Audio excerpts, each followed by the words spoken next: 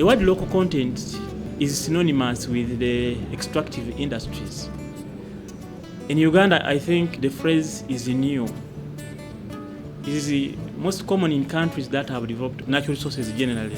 It means, in simple words, the involvement of the indigenous communities in the development of the resource.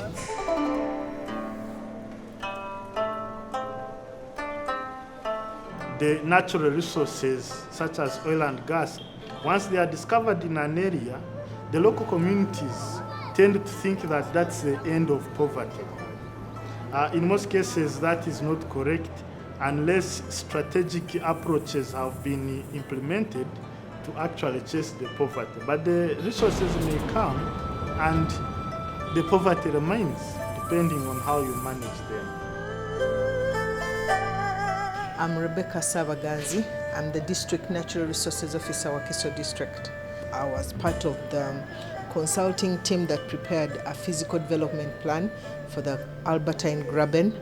And in so doing, I was on ground in Hoima, in Masindi, in Bushenyi, in Mbarara, several districts, looking at the agriculture aspects, interacting with the Hoima District Farmers Association, interacting with land issues, veterinary services, markets, people.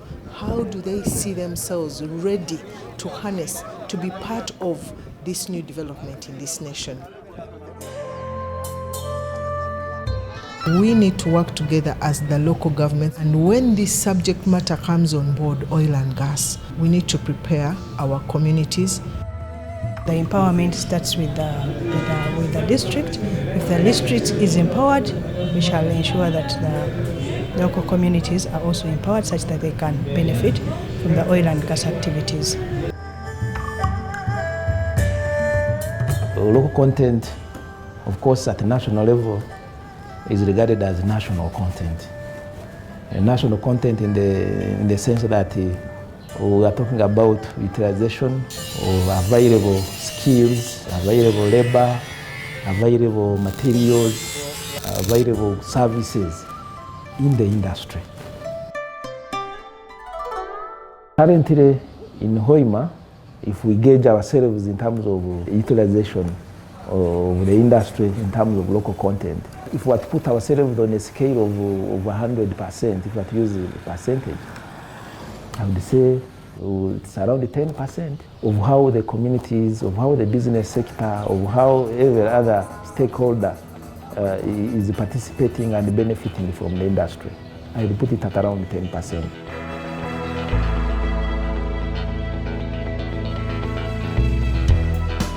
PAO has declared that if you are to supply the industry, you must register with PAO. And they have put in place a system for that. What they're trying to do is to build some kind of a data bank.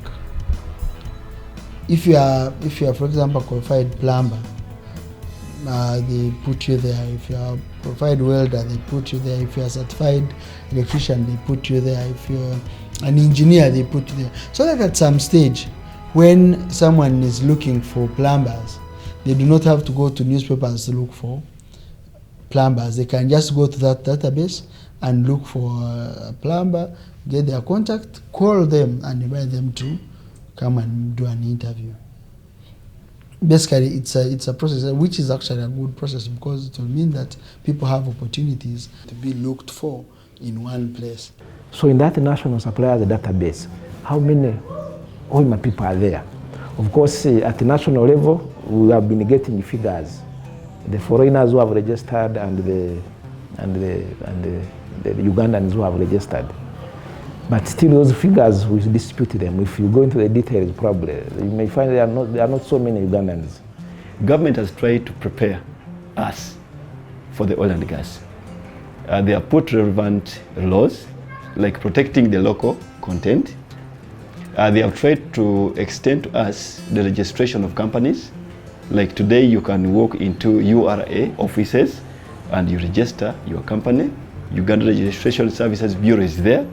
The Hoima Municipal Council is there. So you can walk in and get one a certificate of incorporation of your company, you get a trading license, and you get a TIN number, which identifies you as a taxpayer. So those three, you can start now maybe going into business as a legal entity. Some businesses are not registered, so that has been a challenge. They rush quickly to enrich their homes, and they don't look at maybe registering their farms with the government departments, and you can't do business unless you are registered with the tax bodies and all those relevant bodies in order to be able to do business with them. So that has been a challenge. Actually, also us as HODIFA in the initial stages, the perception was that it was something very difficult and to work with. But then when we got sensitization from PAO through our certain engagements, for us what we met, and they were telling us that this is a precondition for all suppliers who wish to qualify, maybe to be qualified for supplies to the oil and gas industry. We realized it was something very, very important. And for us, we went ahead to do the registration. So we have formalized our registration with the PAO as I talk. We are already in the suppliers database. I think that's very, very important. It can also, I think, help us link up with other strategic partners where we can say collectively, maybe let's try to work together and tap into the opportunities that are coming with the oil industry.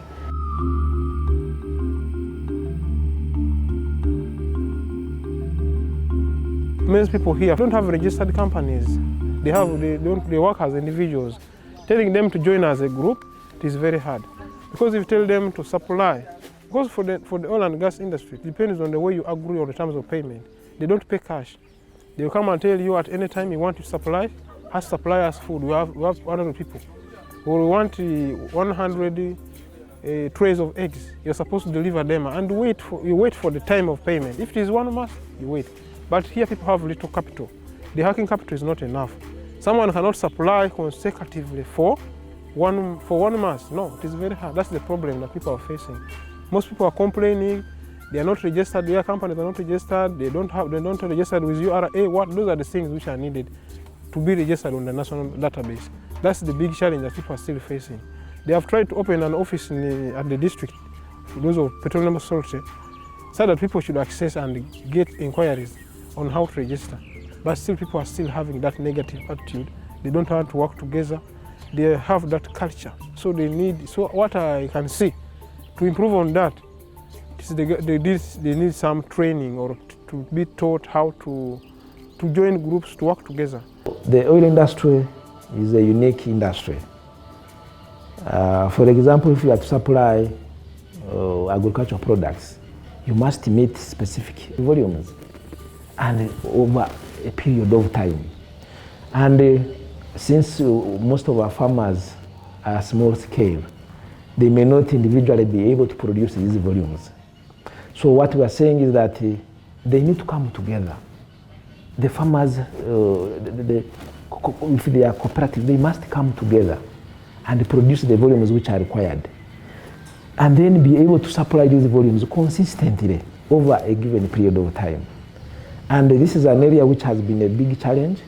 We had it in Bulisa one time when one of our farmers came out and said I would supply meat. And of course the companies agreed to give a challenge to this person. But this meat could not be supplied over a longer period of time. I think it was 1 week. The gentleman was already dry.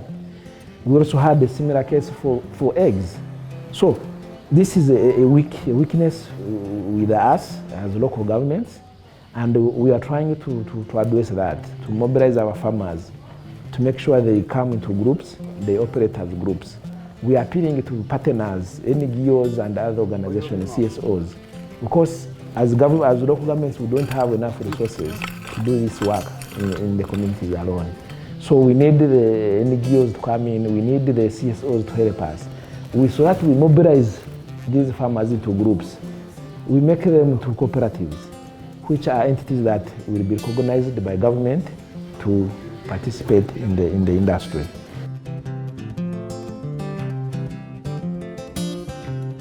If someone is able to get skills in the oil and gas sector, it means he can work anywhere.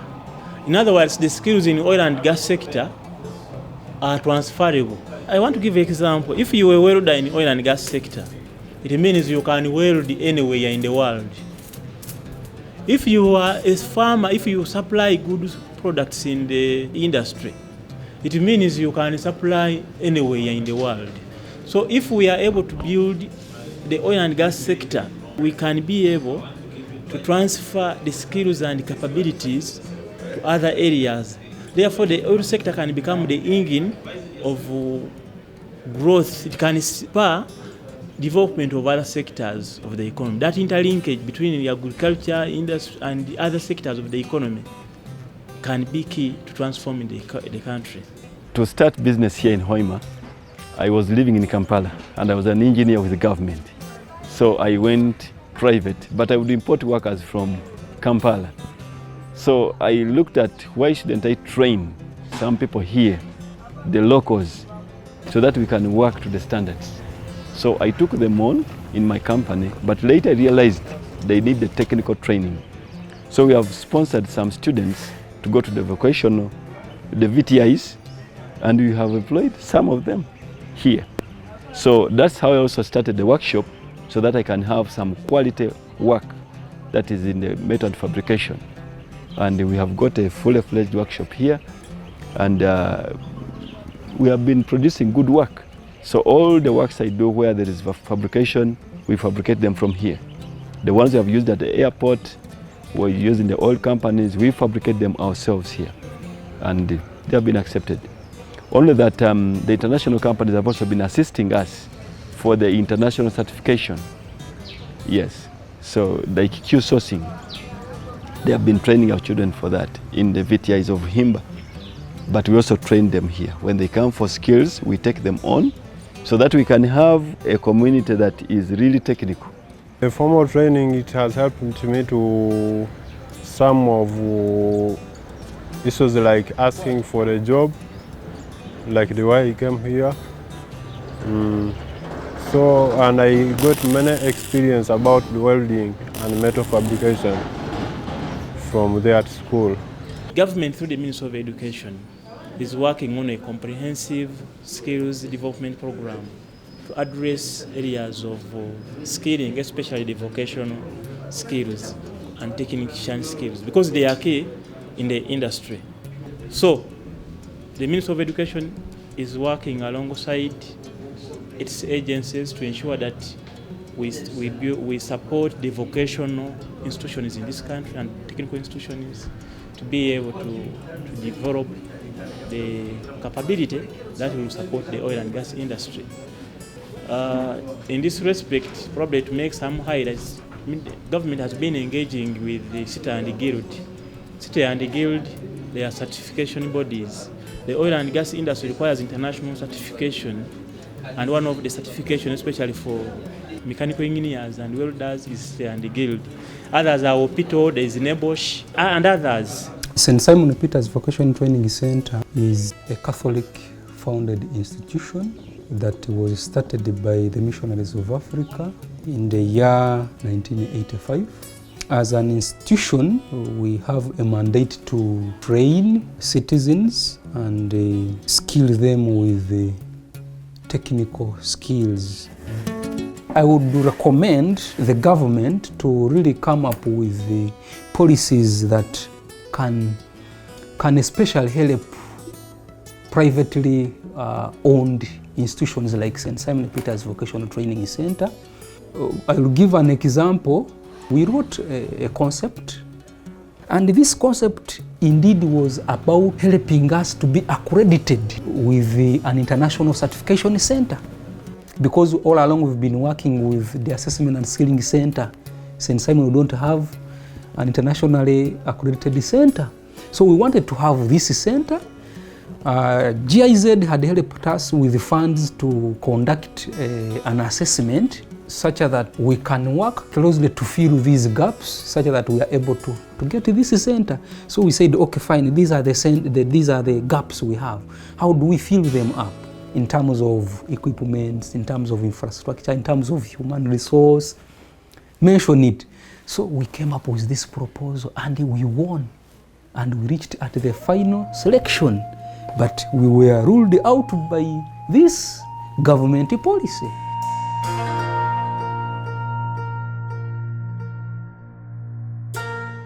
Supplies which we are supposed to make to these oil companies are supposed to go with standards. Now, government has had a challenge in this. Even as a production officer now here in Hoima, I don't have a blueprint. I don't have a write-up which shows the standard that we are supposed to follow. Which standards probably would have used to train our farmers, which we have used to tell our farmers that please produce this standard which is required by the market. When you come to these other NGOs, they have tried to give us information. We also have other players like the banks. I bank with Stanbic, and Stanbic has got what they call business incubator. They're trying to train companies where we have got gaps. They train you on how you can train and also be compliant to the standards which they want. That if you want to do business, please, you must make sure you are right with the tax body, your human resource, they should know the labor laws. And some of us, we have been actually ignorant about that. You get some people, you hire them, you don't have an appointment letter, he works for a year or two, and that is it. But they are trying to tell us, please, can you have appointment letters? Can you follow the rules and regulations? So it's a good program we have enrolled. We're in the next cohort, which is beginning next month. So as a company, we shall be training. And there are so many success stories related to that. And I believe after that, we shall be able to also compete favorably in oil and gas.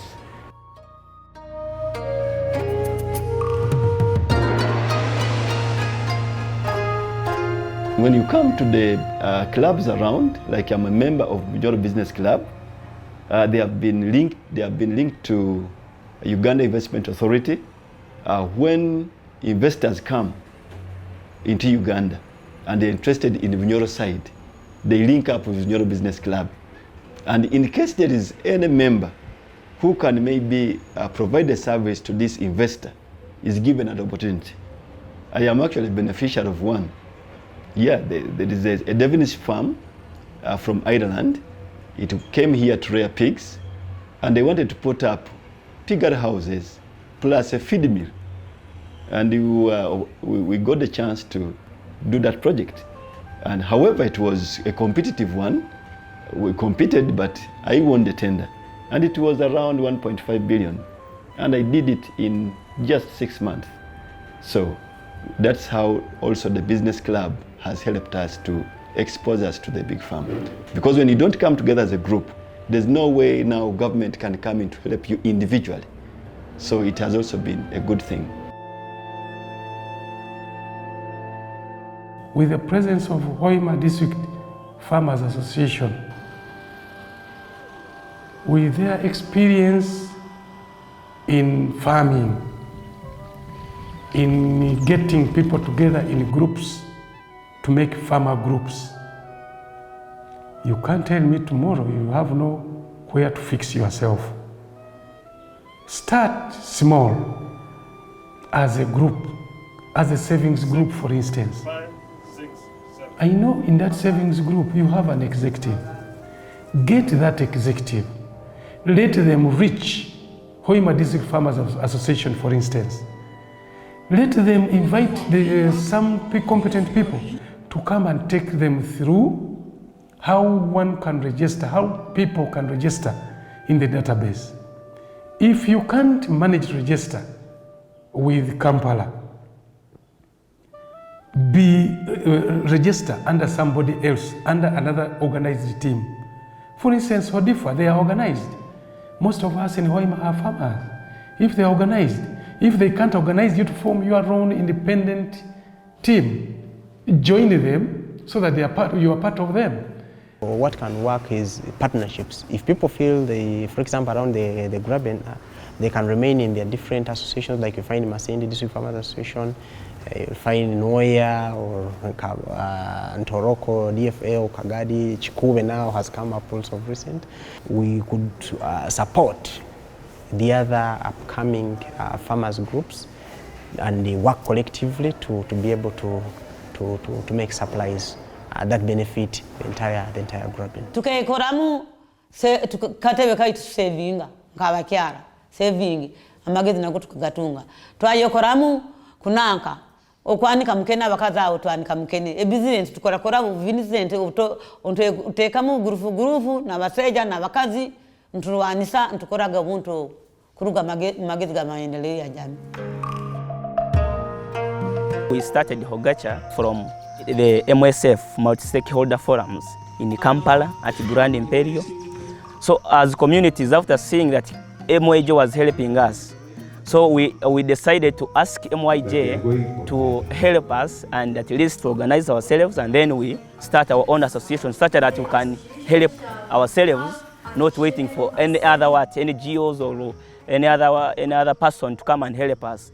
Because we thought that when we organize ourselves in one association, at least there we can have one voice and push to solve our problems. SAID is Community Empowerment for Development, which was formed and started by 5 villages. And these villages were members of multi-stakeholders forum. One of the multi-stakeholders forum we had in Grand Imperial, supported and facilitated by MYJ.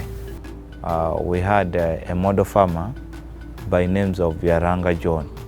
He shared with us his experience as one of the farmers who have tapped in an opportunity in oil and gas sector, whereby he is supplying different crops and different products to the industry.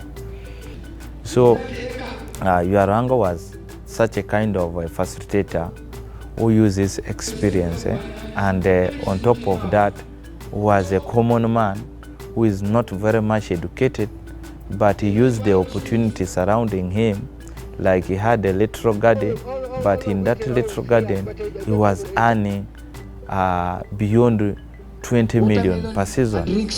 So as I said, we borrowed that idea because earlier on we had a plan to start up a SAID project being managed by SAID as an association. But we realized when we picked the advice from Yaranga, we say now, if SAID is managing the project, how will the members benefit who are registered with SAID? So we changed our idea that let every member or every member village, SAID will advise them to start up their own project, but when it comes to marketing, we shall collect our product and market together when we have got an opportunity from oil and gas industry, even maybe from supplier. Mr. Vyaruhanga himself is a farmer and is a model farmer. MYJ organized a multi-stakeholder forum. We learned a lot of things. We had his training whereby he trained our people in Kampala. It was theory, part of it. But now we have brought them to the garden, to the farm, to come and see practically what he does. MYJ also brought for us some people to train us on local content. We had a gentleman called Mugarura. He came us, he taught us more about local content, how we can register our companies, if at all we are having them, to register our companies, such that they can also get contracts in oil and gas opportunities. He also told us that we have to register with the Uganda Petroleum Authority, such that everybody to get or to access opportunities in oil and gas. If you want to work with them, if you want to get a contract there, you have to be registered with Uganda Petroleum Authority. We also had Mr. Julius from Hoima District Farmers Association. He told us that for them, at least they have penetrated, they registered with Uganda Petroleum Authority. You advised us to join HODIFA such that you can access the market of our products.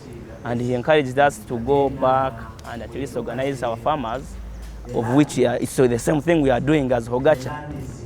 We learned that from Julius of Hodifa, because he told us to organize our farmers, and it's what we are doing now. We are doing it in apiculture, aquaculture, and horticulture. That's why we have started with trainings, such that we prepare our people as Hogacha. We want to prepare our people for these opportunities which we think that we can access them when we are prepared. We appreciate the team of MYJ for having helped us to train our people. This is why I come in to appreciate Maendeleo ya Jamii for this kind of efforts, for putting a platform where we can share, have, for example, challenges that the different farmers' organizations are going through, shared, and collectively we seek for solutions or remedies that can help address some of the challenges that they are going through. And at the end of the day, anybody who is serious, anybody who is hardworking, anybody who considers quality as paramount will benefit. Even if you start now, if you are serious, you also get the money. From what? Oil and company.